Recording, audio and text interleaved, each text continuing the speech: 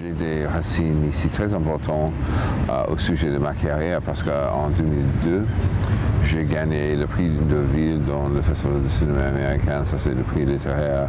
Ça, c'était pour mon roman Rien ne va plus.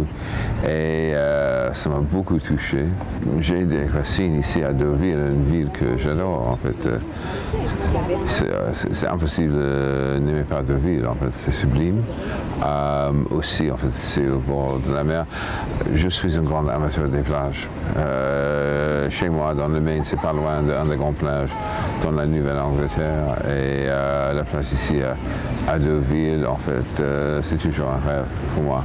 Une ville comme ça, parce que c'est au bord de la mer, parce que aussi c'est une ville pas simplement de la retraite, il y a des jeunes ici aussi, parce que c'est un grand mélange de beaucoup de choses. En fait, il y a un aspect très BCBG, il y a un aspect très populaire aussi.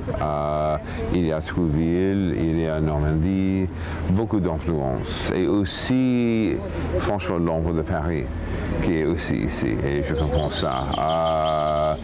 Ça me fascine.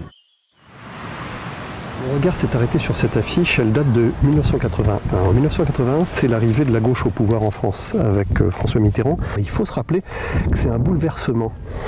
4 ministres communistes arrivent au gouvernement et une certaine France a peur. Certaines fortunes vont même déserter le pays pour aller en Suisse. Et peut-être même que vu des États-Unis, on imagine que les chars russes vont débarquer à Deauville. Eh bien non. Voilà, ça c'est le début du scénario de ce film-là. Pourtant, le 7e festival de Deauville se tient en septembre 81. Harrison Ford vient même présenter un film qui s'appelle Les Aventuriers de l'Arche perdue. Et pour certains, c'est une certaine idée de la France qui est perdue.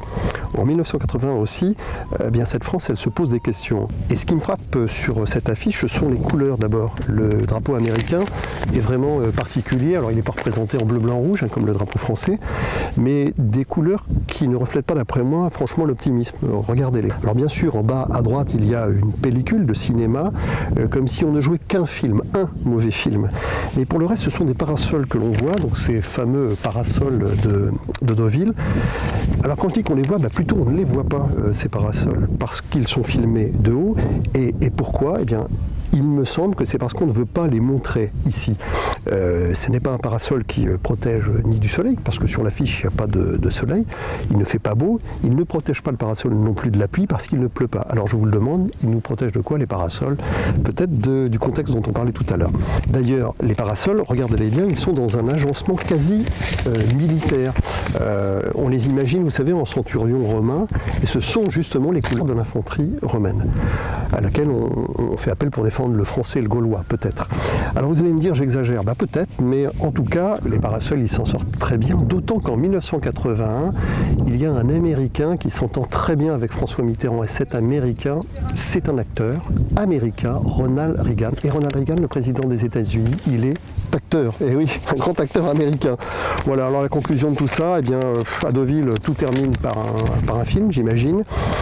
Et comme un véritable symbole, comme aussi une véritable identité de la ville, les parasols ne sont jamais très loin.